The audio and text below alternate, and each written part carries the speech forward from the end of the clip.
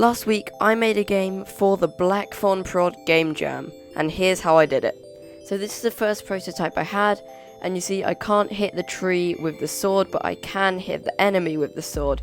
But if I go pick up the pickaxe, I can hit the tree with the pickaxe, which should be an axe. This next update is taken about halfway through the first day of the jam, and actually quite a lot has happened. So the main thing that happened in this update is that everything is randomly generated. The randomly generating script is very simple. You just spam a few points around the map and then tell the script to spawn a random object at that position. And as you can see, the axe is finally the thing that breaks trees instead of the pickaxe, and there is actually a shop menu that I just opened. Also, you can see when I crafted a pickaxe, it also dropped the axe I had previously got. That is because there is no inventory in this game, so to escape that problem, I just simply spawn your current weapon when you're trying to craft a new one. And at this point, the map is clearly very boring. There's only stones and trees. I'm going to work on that now. Not too much in this update, the main thing being the sword finally has a use and some effects here and there. So you see when I'm breaking the trees, we've got a wood effect. And after I break a few more trees, I'm going to craft the stone sword here, and here's how the combat works. So the combat is very easy to make in this game, because I can basically just use the script I used for destroying trees, and then just add another script to the slimes which make it functional and make it move around. So very simple to make. The final thing I added, which you might have already noticed, is in this update there's a new material which is slime. You can get the slime from killing the slimes. If you've participated in this game jam, you would probably be thinking by now, how on earth does this game fit the theme? And you might have noticed in the past few clips, there was some yellow text in the top left of the screen. Now it's got a nice bar down at the bottom, and the theme of the jam was less is more. So the less of this bar at the bottom you have, the faster you will be, but losing it all, you will die. And to get this bar back, you can do simple tasks like mining, killing enemies, or killing bosses. This update has lots of features, and to start off, we have sound effects. There is now a new enemy, and the enemy is an angry tree, and it will chase you when you come near. There is also these altars, which you can see on screen now. There's a slime altar. And when you go near the altars, it will spawn the certain enemy every 5 seconds. Also, there is 2 new ores in this update. The first one is the power ore. And when you break the power ore, which I'm doing right now, you can see my power bar goes all the way up at the bottom. And also in this update, there are diamonds, which is just a better version of the slime tools.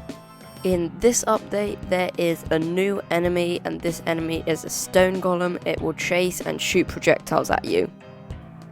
There is also a new boss. The boss is a huge toad. The huge toad only has 2 different attacks. The first one is this chasing one, and the second one is the shooting one. So here's how the boss fight works. And I'm going to grab some power here, and then I can pick the sword back up. And that's the sort of thing the inventory is going to be like, to keep it as simple as possible. And when I kill the toad boss, I get the true crown, which increases my attack damage by 25%. This update adds 2 new items, the first one being the light ore. The light ore also adds a new tier of weapon, so I've got the spirit pickaxe here, or the light pickaxe. And it also adds this huge rock, which you can only break if you've got the pickaxe of light, and it gives you the forgotten skull. The way the forgotten skull works is that enemies will not attack you until you do. This is the point where I imported the music, which wasn't actually made by myself, it was made by Potob, so huge thanks for the music. It's been playing in the background for quite a lot of this video. This update also adds another item which is unnamed. But to get this item, you need to kill the spirits. And the spirits can only be killed if you have the spirit sword. The spirits are very simple, they work similar to the slimes, but every now and then they will teleport. This update also added the glistening crystal, which I crafted here.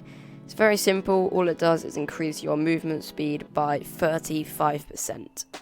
And you can see here, if your power is very low and you have the glistening crystal, you can go at insane speeds. And to be honest, that was really it for the game. Now I just had to set up the menus, a few basic settings, the tutorial, and the credits. A second ago, in the settings, you saw there was an option called God Mode.